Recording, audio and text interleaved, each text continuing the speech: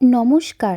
খুশির পথ চলায় বহুদিন পর আপনাদের সকলকে সপরিবারে আমি আরও একবার স্বাগত জানাই। বহুদিন পর আপনাদের সকলের সাথে আমি আমার শিকাগো ভ্রমণের গল্পকথা ভাগ করে নিতে চাই। আশা করি আপনারা সকলেই খুব ভালো আছেন, সুস্থ আছেন ও মনের আনন্দে আছেন। এবারে বেড়াতে যাওয়ার আনন্দটা একটু বেশিই ছিল, কারণ এবারে শুধু আমরা দুজন নই, আমরা 5 জন মিলে শিকাগো এসেছি। সেই ভ্রমণেরই গল্প আজ আপনাদের সাথে আমি ভাগ করে নেব। শিকাগো এয়ারপোর্টে নেমে আমরা এগিয়ে চলেছি মেট্রো স্টেশনের দিকে। এখান থেকে মেট্রো করে আমরা যাব শিকাগো ডাউনটাউনে। আমাদের হোটেল ওই অংশেই রয়েছে। এখানে এক পাশে রয়েছে নানান দেশের পতাকা এবং অন্যদিকে রয়েছে নানান রকমের চিত্রকলা।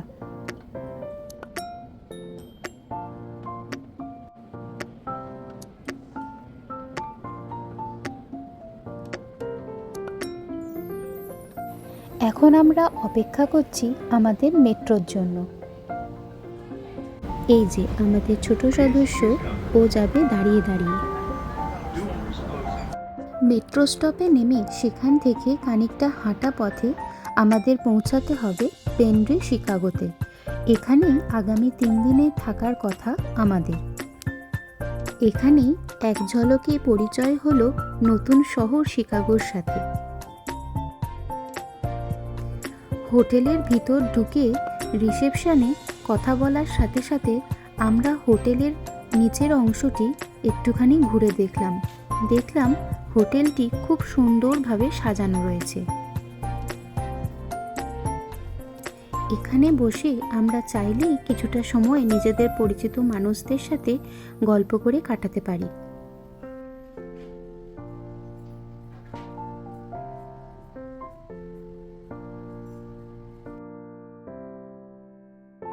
এছাড়া আমাদের হোটেলটির পাশে একটি রেস্টুরেন্টও রয়েছে।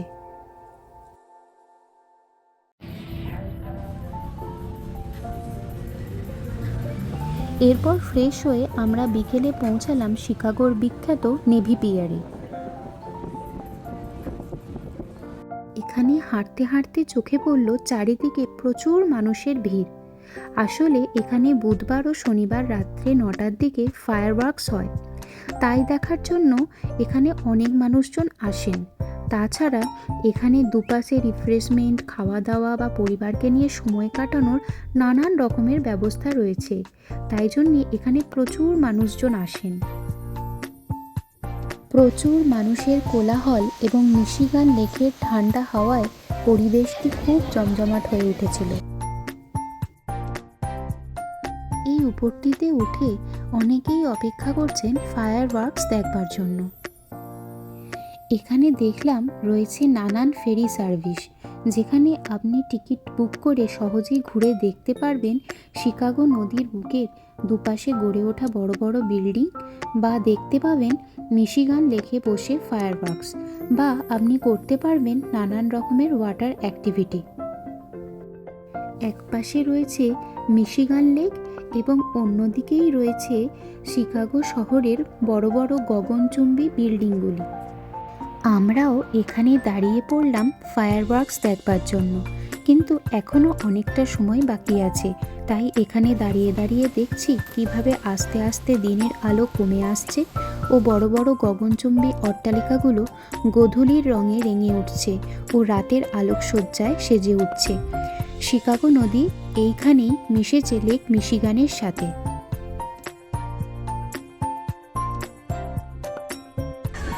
এরপর শুরু হলো রাতের আকাশে আলোর খেলা। গানের ছন্দে ছন্দে আকাশে এক একটি আতশবাজি যেন আলোর আলপনা এঁকে দিচ্ছে। দেখতে দেখতে কেটে গেল বেশ কিছুটা সময়। মিশিগান লেকের আকাশে যেমন আতশবাজি খেলা করছে, তেমনি রাতের অন্ধকারে সমস্ত বড় বড় বিল্ডিংগুলোতেও এক এক করে আলো জ্বলে উঠল।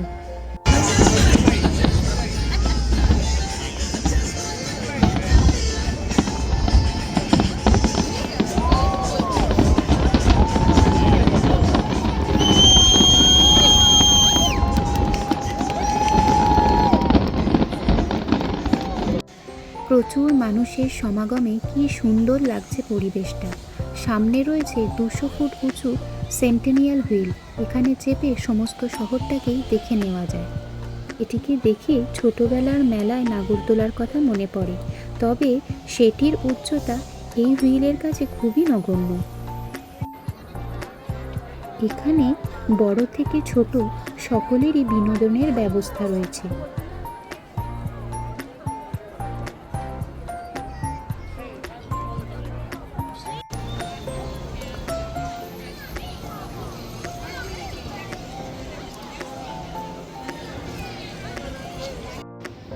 পরের দিন সকালে 9টার দিকে আমাদের একটি বোট ট্যুর করার কথা ছিল। আমরা সেই দিকেই এগিয়ে যাচ্ছি। সামনে যে বিল্ডিংটি দেখা যাচ্ছে, যাতে একটি ঘড়ি রয়েছে, সেটি হলো শিকাগো শহরের বিখ্যাত রিগলি বিল্ডিং। এবার আমরা ওই দিকেই এগিয়ে যেতে থাকলাম।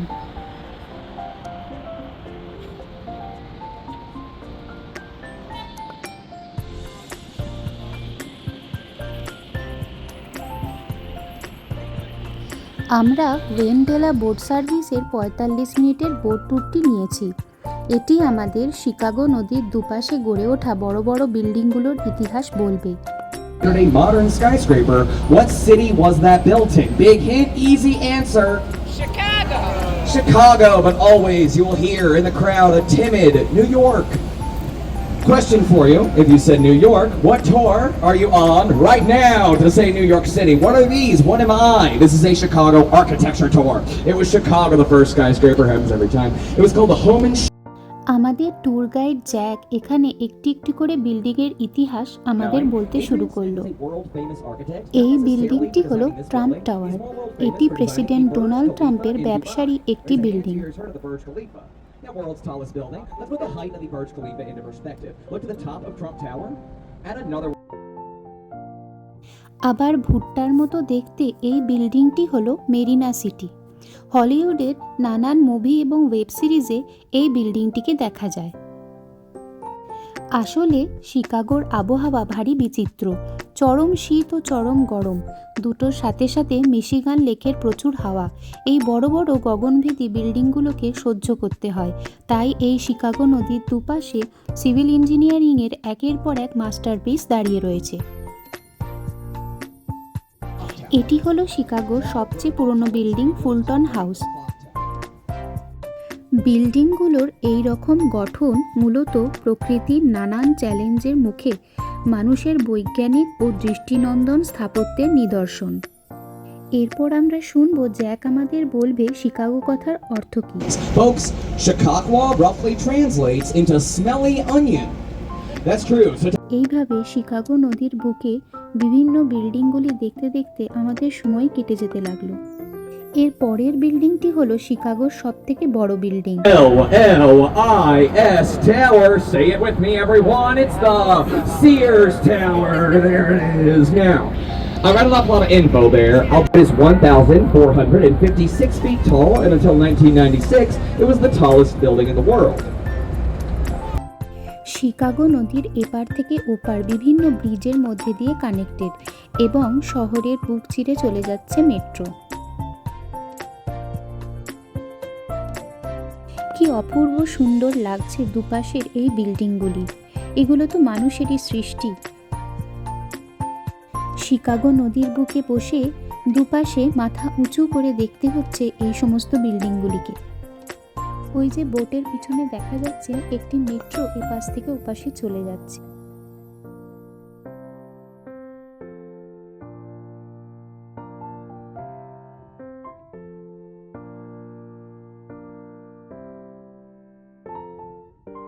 এই বিল্ডিংটি হলো মহিলা দ্বারা নির্মিত বিশ্বের সবথেকে উঁচু বিল্ডিং। এটি তৈরি করেছিলেন জিমি গ্যাং এবং তার টিম। শিকাগো নদীর দুপাশে এই বিল্ডিংগুলি দেখতে দেখতে কখন যে 45 মিনিট কেটে গেছে তা বুঝতেই পারিনি। এখানে এসে আমাদের বোটটি একবার থেমে গেল। এখান থেকে শিকাগো স্কাইলাইনটি খুব সুন্দর দেখতে লাগছে। এখানে শিকাগো নদী মিশিগান লেকের সাথে মিশে গেছে। দূর থেকে শিকাগোর এই বিল্ডিংগুলোকে একসাথে দেখে খুবই ভালো লাগছিল। এরপর আমাদের বোটটি যেখান থেকে যাত্রা শুরু করেছিল সেইখানেই এসে থামলো। এরপর আমরা এখানে কিছু ছবি তুলে এখানকার আশপাশটা একটু ঘুরে দেখলাম। 4টি তারা দেওয়া পতাকাটি হলো শিকাগোর পতাকা। হোটেলে ফিরে আবারও বেরিয়ে পড়লাম রিভার ওয়াক বরাবর হাঁটবার জন্য। যদিও রোদ গরম ছিল, কিন্তু রিভার ওয়াক বরাবর হাঁটতে বেশ ভালো লাগছিল।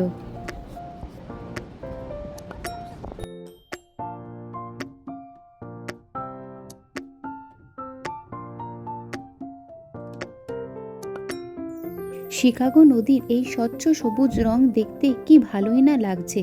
তবে সেন্ট প্যাট্রিক ডেতে কৃত্রিমভাবে শিকাগো নদীর রং আরও সবুজ করা হয়।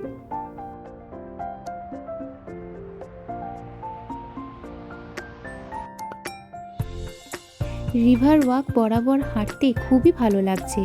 নদীর ঠান্ডা হাওয়া এবং তার সাথে ওই দুপাশের বিল্ডিংয়ের শোভা।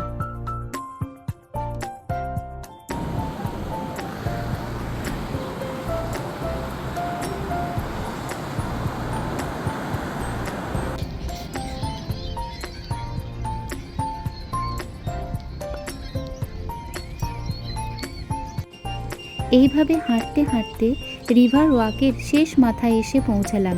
দূরে দেখা যায় মিশিগান লেক।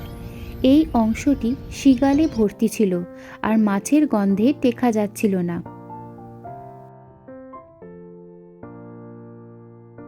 রিভার ওয়াক বরাবর খাবার দোকান প্রচুর। মানুষজন হাঁটতে হাঁটতে এখানে খাওয়া দাওয়া করে নিচ্ছেন।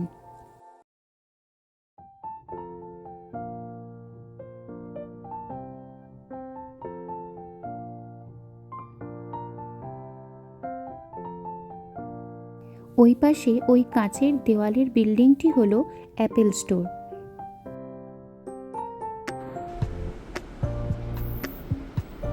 হোটেলে ফিরে এসে দুপুরের খাবার খেয়ে আবার বিকেলে বেরিয়ে পড়লাম মিলেনিয়াম পার্ক দেখবার জন্য। পার্কে ঢোকার মুখে দেখলাম একজন এইভাবে সাপটিকে জড়িয়ে দাঁড়িয়ে রয়েছে। পেনরি শিকাগো হোটেলের সোনায় বাঁধানো মাথাটি ফাঁক দিয়ে দেখা যায়। মিলেনিয়াম পার্কে আমরা ঢুকে পড়েছি।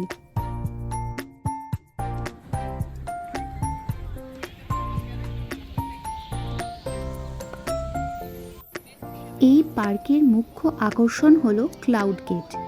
এটি দ্য বিন বলেও পরিচিত। আসলে এর গঠনটি কিডনি বিনের মতো দেখতে লাগে, তাই একে অনেকে বিন বলে থাকে। এটি ব্রিটিশ আর্টিস্ট অনিশ কাপুরের তৈরি। 110 টনের এই ল্যান্ডমার্কটি স্টেনলেস স্টিলের তৈরি।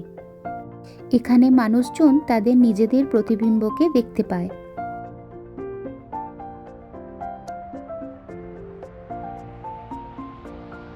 ভেতরটি কি সুন্দর দেখতে লাগছে, যেন মনে হচ্ছে আমরা একটি ব্ল্যাক হোলের সামনাসামনি এসে দাঁড়িয়েছি।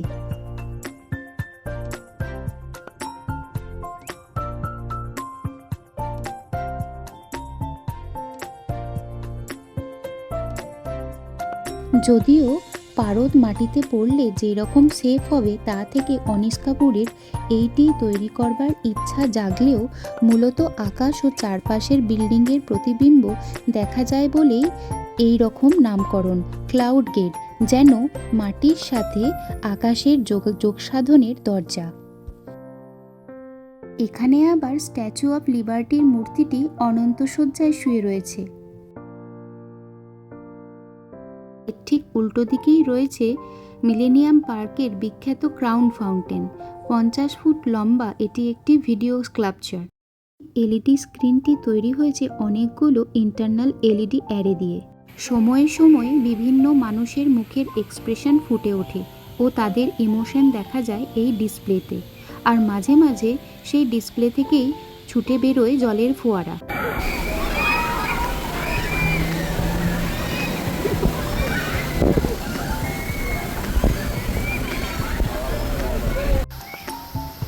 মাঝে মাঝে ডিসপ্লে বন্ধ হয়ে এই রকম জলও পড়তে থাকে। এখানে বাচ্চারা খুব আনন্দ করে। এরপর মিলেনিয়াম পার্ককে ছেড়ে আমরা এগিয়ে চললাম আর্ট ইনস্টিটিউট অফ শিকাগোর দিকে।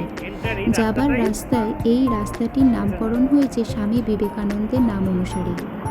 শিকাগো শহরের নামের সাথে প্রথম পরিচয় আমাদের এই মানুষটির হাত ধরে। ছোটবেলায় পড়েছি স্বামীজির শিকাগোতে ধর্মসভায় ওজস্বী বক্তৃতার কথা। মনে হয় এই পথ ধরেই তিনি হয়তো এসেছিলেন।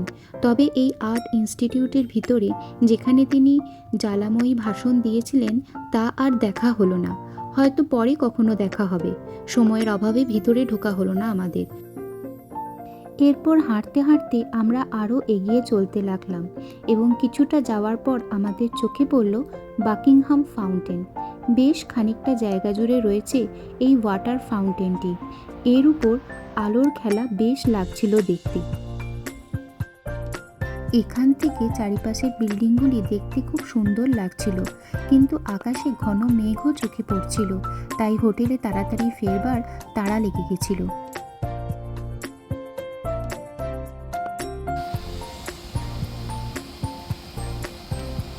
ধীরে ধীরে রাত যত নেমে আসছিল, বাকিংহাম ফাউন্টেনটি আলোকসজ্জায় সেজে খুবই সুন্দর লাগছিল দেখতে।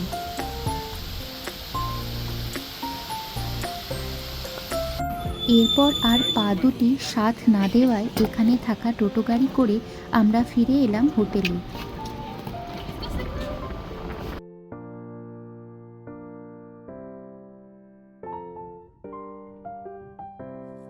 পরের দিন যখন আমরা সেড অ্যাকোরিয়ামে ঢুকলাম তখন সেই স্লটের টিকিট সব শেষ হয়ে যায়, তাই আমরা 12টার স্লটে ঢোকবার টিকিট করি। অ্যাকোরিয়ামের পাশে রয়েছে সুন্দর নীল রঙের মিষ্টি জলের হ্রদ মিশিগান। মিশিগান হ্রদ হলো কোনো একটি দেশে অবস্থিত সবথেকে বড় হ্রদ, যেটি পুরোটা আমেরিকা যুক্তরাষ্ট্রে রয়েছে। ভালো রোদ্দুর থাকলেও লেকের এই ঠান্ডা জলের হাওয়া বেশ মনোরম ছিল। আমরা গাছের তলায় দাঁড়িয়ে অপেক্ষা করছিলাম এবং কিছুক্ষণ পর হেঁটে এখান থেকে আমরা লেকের চারিপাশটা ঘুরে দেখতে লাগলাম। হাঁটতে হাঁটতে এসে পৌঁছালাম এই প্ল্যানেটোরিয়ামের সামনে, কিন্তু এর ভিতরে আমরা ঢুকিনি। এর চারপাশেই আমরা ঘুরে দেখতে লাগলাম।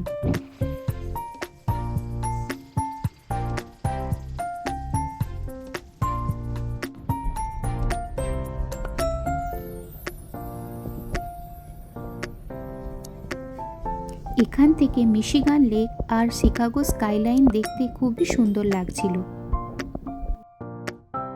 আর একটু এগিয়ে যেতেই দেখলাম একটি বিচে সব মানুষজন স্নান করে ছুটির দিন কাটাচ্ছেন।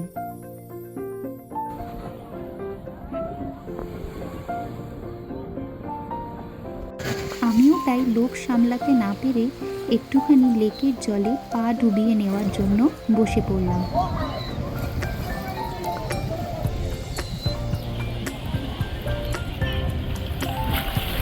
আসছে ঠান্ডা।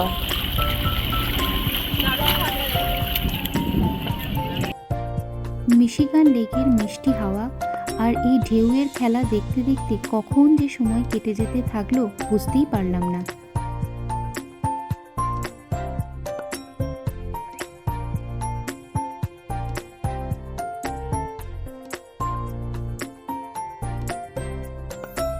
ফেরার পথে দেখলাম লেকের পাশে এনারা সব খাবার আয়োজন করেছেন।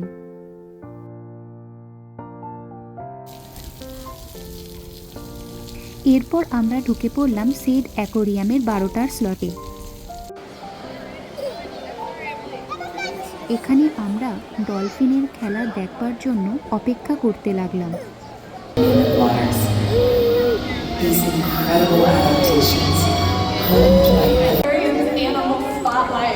My name is Kylie, and today we are excited to spotlight the extraordinary Pacific white-sided dolphins. Let's start with a question, and I'd like to invite you to answer by applause. Do Pacific white-sided dolphins live in freshwater or saltwater? If you think they live in freshwater, let me hear you applaud on the count of 3. Ready? 1, 2, 3. Okay.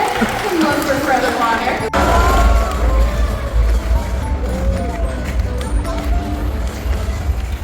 When we watch dolphins, it's important to remember show. They're key to their survival in the North Pacific Ocean. Let's dive a bit deeper into their astonishing abilities. Pacific white-sided dolphins are one of the fastest species of dolphins on the powerful thrust to propel through the water. Now, I have a fun question for you. Dolphins have belly buttons. If you ডলফিনগুলোর গানের তালে তালে নাচ ও ট্রেনারের নির্দেশ অনুযায়ী এইভাবে সুন্দরভাবে খেলা দেখানো দেখে সত্যিই মনটা ভরে গেল।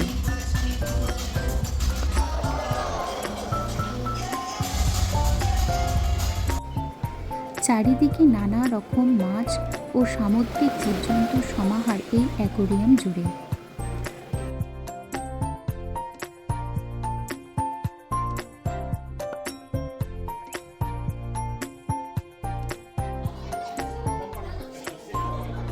কি অসাধারণ সুন্দর লাগছে এই মাছগুলিকে, যেন নিজেকেই মনে হচ্ছে তাদের সাথে আমরা রয়েছি।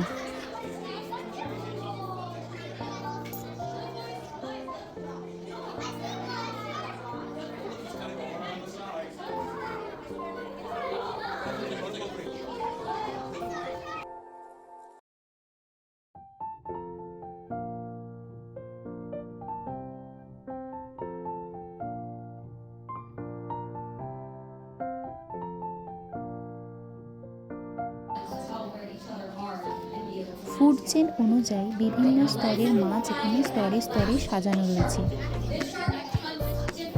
যেন মনে হচ্ছে চোখের সামনে ডিসকভারি বা অ্যানিম্যাল প্ল্যানেটের ছবিগুলি দেখানো হচ্ছে। যা টিভির পর্দায় বসে দেখতাম তা আজকে চোখের সামনে চাক্ষুষ করছি।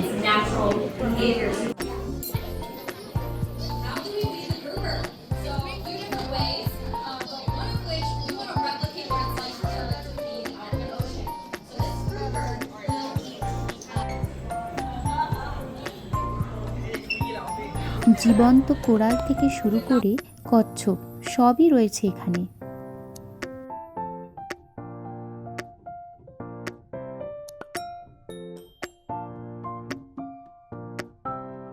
এইরকম অনেক মাছ এবং সামুদ্রিক জীব দেখলাম যেগুলো আমরা বইয়ের পাতায় পড়েছি। এখন হয়তো সেগুলোর নাম আমি ভুলেও গেছি, তবে এই অ্যাকোয়ারিয়ামে এলে আমরা অনেক কিছু জানতে পারবো।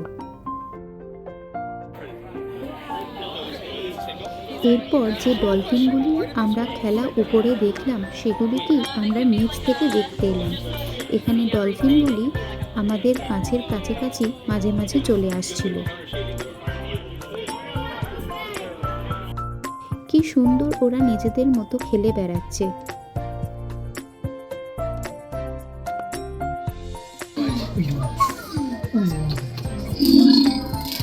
এখানে আমরা ডলফিনের আওয়াজও শুনতে পাচ্ছিলাম।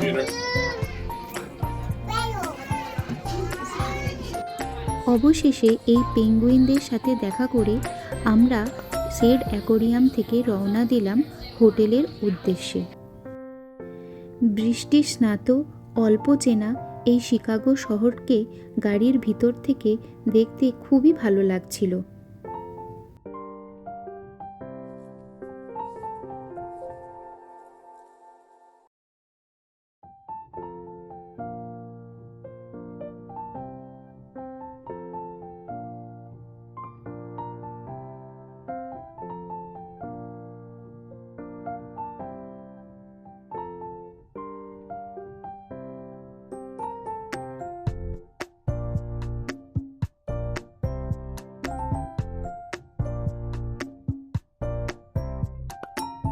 বিকেলের দিকে আরও একবার হোটেলের চারিপাশটা ঘুরে দেখতে বেরিয়ে পড়লাম।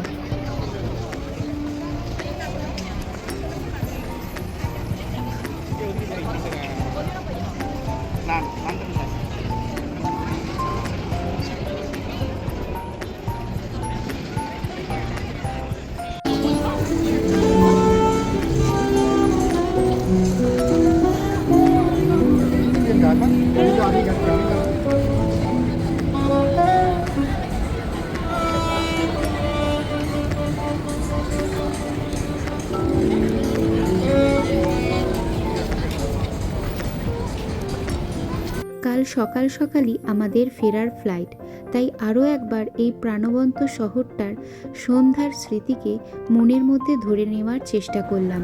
হেঁটে হেঁটে চত্বরটা ঘুরে দেখতে লাগলাম, বেশ ভালো লাগলো।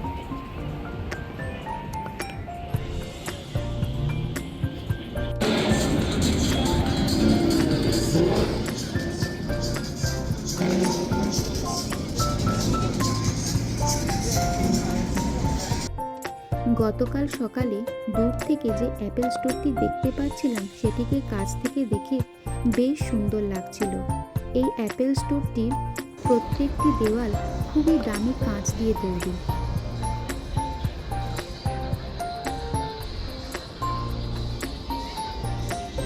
আর একটু নিচে নেমে যেতেই চোখে পড়ল রাত্রি নামছে শহরের বুকে ও শিকাগো নদীর বুকে। ভালো থাকুক এই শহর।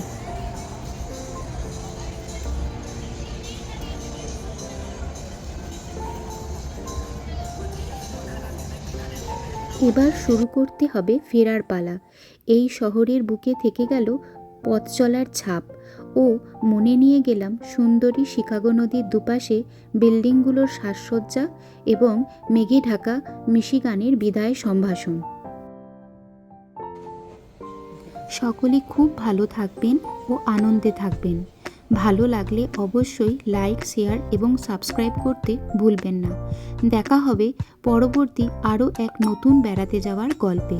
নমস্কার।